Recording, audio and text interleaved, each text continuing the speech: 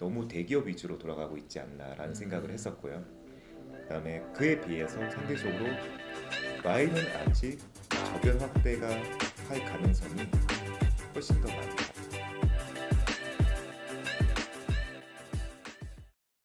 먼저 와이너 클락에 대해서 자랑이나 네. 사장님 소개를 해주시면 좋을 것 같아요. 일단 간단하게 좀 소개를 해드리면은 저희 와이너 클락은 2016년도에 5월로 이제 거슬러 올라가서 그때 이제 오픈을 했고요. 저희가 이제 만 4년이 이제 거의 다 되어가고 횟수로만 보면 이제 5년 차에 접어들었어요.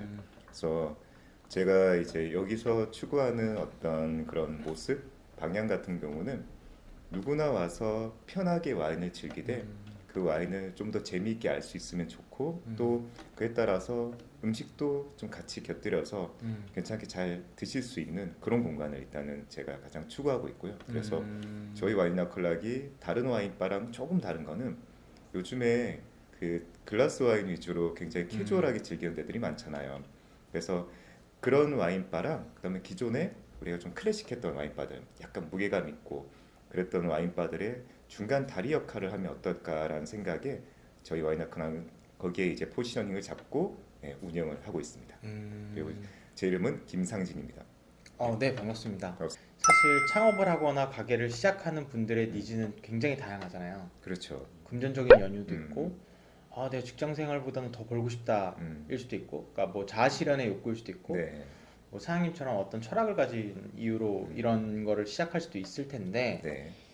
사장님께서는 가장 큰 동인이 무엇이었나요? 결정적인 계기. 음, 저도 음, 여러 가지 이유는 있는 것 같아요. 근데 그 중에서 그냥 제가 이렇게 실행까지 옮기게 된 가장 큰 연유는 제가 좀 재밌게 표현하면 그러니까 기질인 것 같아요. 사람의 기질. 기질. 그러니까 어떤 기질이냐면 내 거를 한번 해보고 싶다는 그 기질이 음, 그런 성향이 좀 많이 강했던 것 같아요. 음, 보통 이제 제가 느꼈을 때는 이제 직장 생활이라고 하면은 우리가 주어지는 미션들이 있잖아요. 네, 일들이 있잖아요. 네, 그거를 이제 해나가면서 음, 이제 차츰차츰 성취감도 느끼고 음, 그다음에 또 우리가 직위도 올라가고 음, 근데 저는 그 제가 재미있어 하는 일을 사실은 직장 다닐 때 못 만났던 것 같아요. 아, 그러니까 소위 말하는 밥벌이를 위한 이제 그 음, 용도가 제가 직장을 다녔던 이유였던 것 같아요. 그러다 음, 보니까 일에 대한 만족감이 이제 클 수는 없었겠죠. 음, 네, 그런 부분도 있었지만 그 전에 제가 학교 다닐 때 특히 졸업할 무렵에 음, 제가 생각했던 내 공간 한번 만들어 보자. 음, 내가 직접 해보자. 이랬던 거를 꼭 구현해 보자. 음, 그래서 그런 것들을 마음만 갖고 있으면 우리가 소위 그 실현을 못 하잖아요. 음, 그래서 저도 마음만 갖고 있고 실현을 못한 것들이 살아오면서 참 많았는데 이 부분만큼은 음, 안 되겠다. 음, 꼭 해보자. 음. 라고 했던 그게 가장 큰 동기였던 것 같아요. 그렇구나. 그러면은 돈이나 이런 건 전혀 생각하지 않고 전혀 내 거를 하고 싶다라는 네, 그런 마음 하나로. 네, 좋은 질문 예, 하셨는데, 예. 네, 우리가 일반 직장에 비하면은 리스크가 커요, 자영업이. 아마 누구나 다 이제 그쵸, 그쵸. 아시겠지만 아, 대신에 리스크가 크면 항상 우리가 그에 따르는 어떤 수입이나 이런 것도 음, 클 수가 있고 상당히 적을 수도 있어요. 음, 근데 저는 조금 모험을 택하는 쪽이에요. 그러니까 왜냐면 음, 제가 모든 것들을 다 세팅해 놓고 다 직접 해봤는데 음, 그랬는데 잘 안 되더라. 그랬는데 뭐 직장 다닐 때 비해서 잘 못 벌더라. 그러면은 제가 충분히 수긍할 수가 후회가 있을 것 같았어요. 네, 없으니까. 후회가 없으니까. 음, 그리고 또 이게 노력이 혹여나 음, 빛을 발하면은 음, 직장 생활보다 더 벌 수도 있겠구나. 맞아요. 네, 그래서 음, 저는 이거에 대해서 음, 음, 모험을 택하는 쪽이 음, 오히려 그 앞으로 살아가는 삶에서 더 재미있겠다라는 생각을 했어요. 그래서 실제 운영을 해보니까 음, 직장 다닐 때보다 음, 더 벌 때도 있고요. 또 음. 더 못 벌 때도 있고 그렇습니다. 근데 왜 하필 와인이 되었는지가 음, 너무 궁금하더라고요. 그래서 네, 왜 하필 와인으로 창업을 하셨을까? 좋아하시는 것도 많았을 텐데, 그리고 음, 말씀하신 대로 공간이 중요한 거지. 음, 나머지는 도구인데 음, 왜 와인이었을까 궁금하더라고요. 음. 그 질문에 맞게 와인도 이렇게 또 준비가. 네. 지금 이제 이태리 레드 와인과 함께 네네. 그 제가 커피는 어렸을 때부터 좋아했던 것 같아요. 좋아했는데 왜 좋아했냐면은 그 가지고 있는 향이나 맛이나 특히 향의 매료가 되더라고요. 그래서 제가 나중에 꾸리고 싶은 공간에 제가 좋아하는 음료인 커피를 서비스하는, 그래서 그렇게 되다 보니까 어느 순간 이게 카페로 나름 굳혀지게 되더라고요. 그러다가 이제 시간이 지나고 제가 또 직장 생활하면서 커피들을 쭉 배워왔어요. 그 우리나라에서 유명하다는 바리스타 찾아가서 배우고 이렇게 했었는데 제가 이제 창업의 어떤 시기를 어느 정도 정하고 그다음에 더 본격적으로 준비를 할 때쯤에 와인을 같이 좀 배울 수 있는 계기가 한번 있었어요. 그래서 제가 좀 되게 재밌는 상황이었는데 원래 저는 와인을 하나도 모르는 와일못이었거든요. 그래서 완전 초심자인데 제일 높은 수준 레벨의 클래스를 제가 수업을 들었었어요. 그래서 우연히 이제 다른 클래스를 선택할 수 없어가지고 시간이 딱 그게 맞아서 이제 그렇게 이제 배우게 됐는데 처음에는 완전 자충우들이었거든요. 그래서 내가 왜 여기 와 있지? 이게 무슨 단어지? 근데 거기서 우리가 이제 와인 전문 그런 이제 아카데미다 보니까 테이스팅을 매번 해요. 하루에도 몇 가지씩. 항상 만취하겠네요. 네, 맞습니다. 끝나고 나면은 네. 대부분 다 얼굴 빨개져 있고 너곤너곤해져 있고 그래서 이제 그때 와인이 갖고 있는 색깔, 향, 맛 이게 커피보다 더 풍부하다는 걸 느끼게 됐어요. 그래서 기존에 생각해왔던 커피가 아닌 와인 쪽으로 가보자라고 저를 이렇게 옮겨놓더라고요. 이 와인이. 그래서 그런 이유가 있었고요. 또 큰 그걸 뒷받침하는 큰 이유 중에 하나는 결국은 시장성이었어요. 제 나름의 생각했을 때 커피는 너무 많이 과포화되어 있지 않나, 그리고 너무 대기업 위주로 돌아가고 있지 않나라는 생각을 했었고요. 그다음에 그에 비해서 상대적으로 와인은 아직 저변 확대가 할 가능성이 훨씬 더 많다. 거기서 그 안에서 제가 할 수 있는 역할을 잘 찾아서 한다 그러면은 커피보다는 좀 더 승산이 있지 않을까. 그래서 제 나름의 해석으로 이렇게 하게 됐어요. 형님같이 이제 와인에 관련된 요직업을 창업하고 싶으신 분들도 계실 텐데 네. 그 와인을 공부하고 싶어하는 사람은 어떻게 접근하면 좋을까요? 그 사장님께서도 처음에 와인을 모르셨다고 하니까. 네. 네.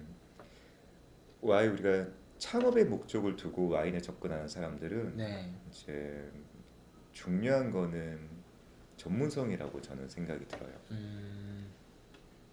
엄청난 어떤 그런 전문성까지는 아니더라도 그래도 본인의 이제 업장에서 판매하고 있는 와인에 대한 그래도 손님보다 더 많은 지식은 갖고 있어야 된다고 생각을 하거든요. 그리고 이제 그거를 그러면 어떻게 공부해 나가냐. 방법들은 좀 다양해요. 루트가 다양한데 첫 번째는 이제 우리가 그 국내에 유명한 아카데미들이 있어요. 그래서 그 학기처럼 이렇게 운영이 되거든요. 그래서 그 아카데미에 가서 단계별로 그런 전문적인 트레이닝을 받는 게 첫 번째고요. 그래서 이건 역시 제가 추천한 방법이고 두 번째는 그 와인을 전문적으로 다루는 와인바 뭐 또는 호텔 이런 네. 이제 우리가 거기서 일하면서 소믈리에로 성장할 수 있는 또 길이 있거든요. 그래서 그런 곳들 한마디로 업장에서 경험하면서 자기의 커리어를 쌓아가는 방법도 있어요. 그래서 크게는 두 가지라고 생각을 하고요. 그다음에 또 애호가로서 이제 와인바를 이제 오픈하시거나 하시는 경우도 있는데 이제 그러면은 그분들 같은 경우는 본인만의 어떤 독학에 대한 노하우가 또 있어야 돼요. 그래서 이제 일반인들은 어쨌든 어떻게 공부해야 될지를 잘 모르시니까 전문 기관을 찾아가서 배우시거나 또는 와인을 정말 전문적으로 다루는 그래서 그 안에서 다양한 와인 경험을 할 수 있는 레스토랑이나 와인바, 호텔 이런 업장에서 몸담아 보시는 거를 추천을 드려요. 그러면은 어떤 카페 바리스타처럼 네. 와인도 소믈리에라고 하잖아요. 네. 그 자격증을 취득할 필요는 없을까요? 우리가 그 좋은 질문 하셨는데요. 네. 바리스타라 그래서 꼭 자격증 필요하지 않거든요. 그러니까 어. 바리스타 자격증이 없어도 우리가 카페를 창업할 수 있고 커피를 내릴 그쵸. 수 있어요. 그러니까 필수 요건이 아니거든요. 예. 와인도 마찬가지예요. 소믈리에 자격증이 없다고 해서 와인을 못 파냐? 그 말인즉슨 소믈리에 자격증이 아주 중요하냐라고 봤을 때는 그렇지 않을 수도 있어요. 대신에 이건 있어요. 그 국가가 인증하는 그다음에 그 좀 난이도가 높은 소믈리에 자격증이 있거든요. 근데 예를 들어서 나는 소믈리에로서의 좀 큰 타이틀을 하나 갖고 하고 싶다는 분들은 거기에 도전하시면 좋을 것 같아요. 카페에서 뭐 바리스타 어디 우승한 사람이 창업한 카페 이런 네, 바로 것처럼. 그런 것처럼. 아무래도 네. 어떤 타이틀이 있으면은 네. 확실히 우리가 신뢰도가 더 생기니까. 신뢰도가 생기고 그런 그게 또 운영하는 데 있어서 큰 장점으로 발휘를 하기도 하거든요. 네, 그래서 그런 것 쪽에 좀 포커싱하는 사람들은 그렇게 하셔도 좋고 또 굳이 자격증의 유무에 대해서는 너무 고민하시거나 할 필요 없이 그냥 내가 알고 있는 내가 얼마나 손님보다 더 많은 지식을 얻고 이거를 그 셀렉하는 와인에 녹여낼 것인지에 대한 고민이 저는 더 우선시 돼야 된다고 생각을 하고 있습니다.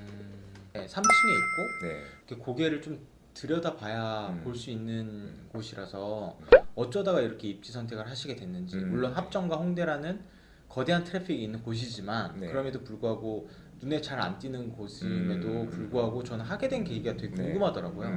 그래서 입지 선택의 기준이 어떤 거였는지도 궁금했어요. 네. 제가 창업하면서 네. 제일 어려웠던 부분이 바로 입지 선정이었어요. 그러니까 일단은 장소도 좋아야 되는데 두 번째는 예산도 맞아야 되고 그쵸. 세 번째는 시기도 맞아야 되거든요. 이 삼박자가 맞아야지만 우리가 개인이 가장 원하는 곳을 고를 수 있는데 저는 그 예산이 그러니까 넉넉치 않은 그러니까 정말 빠듯한 예산으로 창업을 네. 시작을 했어요. 그러다 보니까 빠듯하게 뭐 10억. 그랬으면 네. 그래서 이제 가지고 있는 한도 내에서 하려고 하다 보니 네. 첫 번째 1층은 엄두가 안 나더라고. 아 너무 비싸죠. 네. 네. 저는 이런 이제 제가 지금 있는 홍대나 네. 이런 쪽만 이런 큰 번화가만 비싼 줄 알고 네.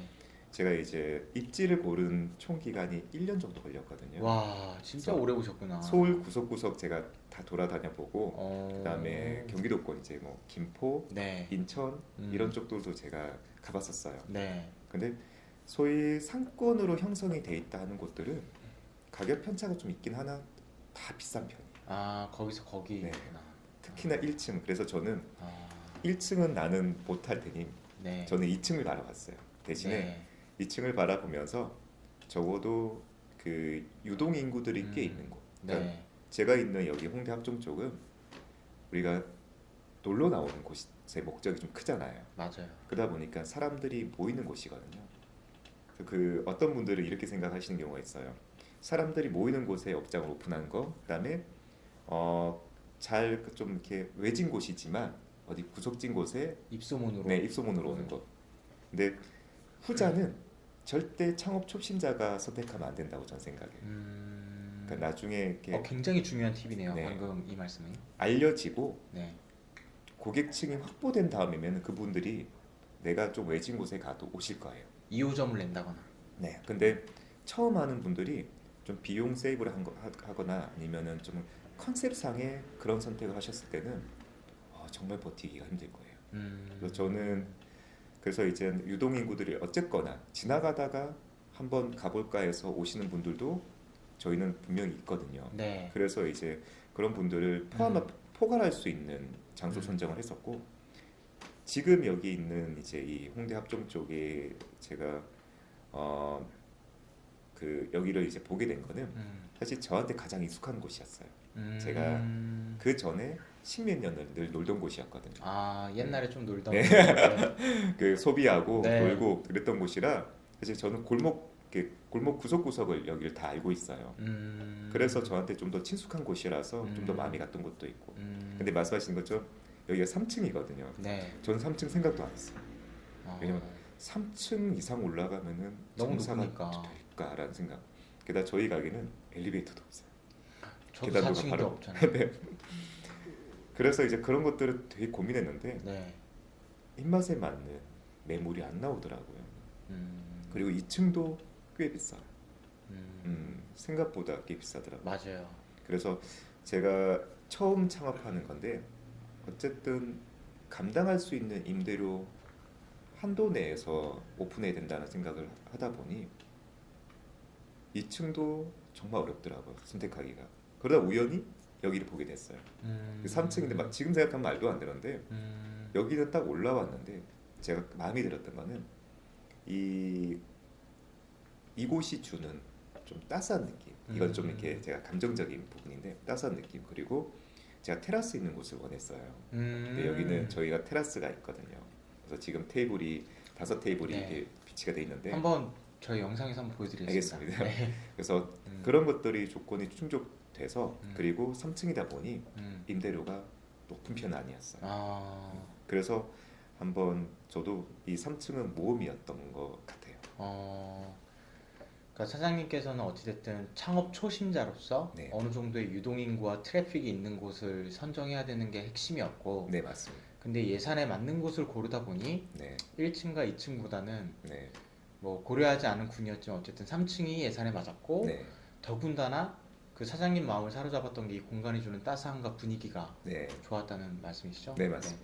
근데 저도 느껴지는 게 사실 이렇게 창호가 큰 공간을 만나기 어렵거든요. 아, 네, 네, 그것도 그렇고 말씀하신 테라스라던가 음, 와이너클락에 오면 인테리어를 이렇게 좋게 하셔서 그런지 모르겠지만 그 아늑한 느낌이 확실히 있어요. 그런 코지함이 느껴져가지고 네, 네, 탁월한 선택이셨다. 근데 1년은 봐야 된다. 맞아요.